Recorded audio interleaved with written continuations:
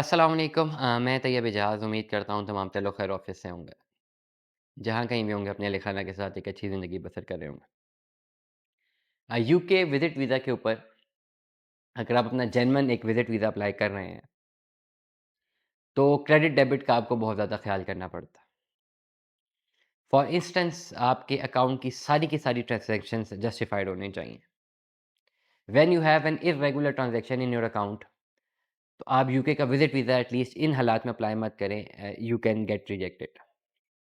अगर आपका एक ऐसा बैंक अकाउंट है जो तो आपके पर्सनल नेम के ऊपर लेकिन आप उसको बिजनेस पर्पस के लिए यूज़ कर रहे हैं and there are heavy ins and outs तो आप उस पर्टिकुलर अकाउंट को यूज़ नहीं करते क्योंकि definitely it can lead to the result कि आपका जो वीज़ा ऑफिसर है वो बड़ा क्लैरिटी के साथ ही आपको एक्सप्लेन करता that I am not satisfied with your financial justifications and I fair that you will not leave UK once you enter it.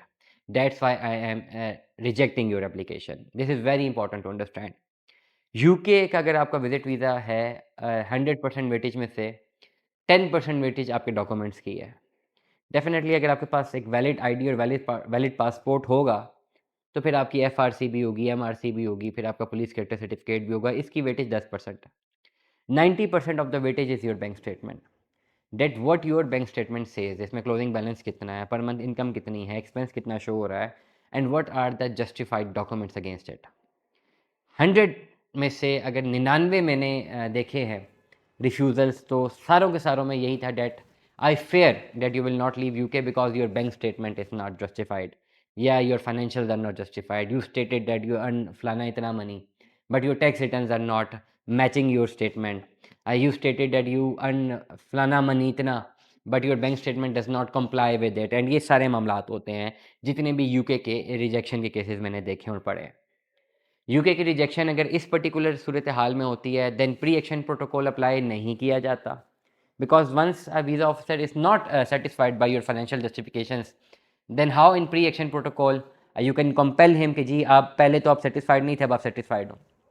Pre action protocol सिर्फ एक ऐसे इतराज़ के ऊपर आप कर सकते हैं जिसमें वो इतराज़ बहुत माइनर सा हो और वो या उसका जवाब आपने दिया हो ऑलरेडी और वो फिर उसने हाईलाइट किया हो। तो प्री एक्शन प्रोटोकॉल में बता सकते हैं डैट ये आपका जो इतराज़ है इसका जवाब ये मैंने ऑलरेडी दिया हुआ है, it can be a mistake to your and pre action protocol में से 5% चांसेस होते हैं। But once if you are done with the financial justifications उस पर रिजेक्शन आ जाती है आपको, देन आप प्री एक्शन प्रोटोकॉल भी अप्लाई नहीं करते। If you want to apply a genuine visit visa for UK and you need consultancy, the visit must be genuine, the visit must be tourist visa, the must be of very comprising of very few days, 8 to 10 or 12 days, और आपका genuine ये visit का case होना चाहिए। आप हमसे रब्ता कर सकते हैं। इंशाल्लाह we will give you good consultancy in it. दुआ में याद रखिएगा, अपना बहुत सारा ख्याल रखिएगा। Stay tuned with us. अल्लाह हाफ़िज़।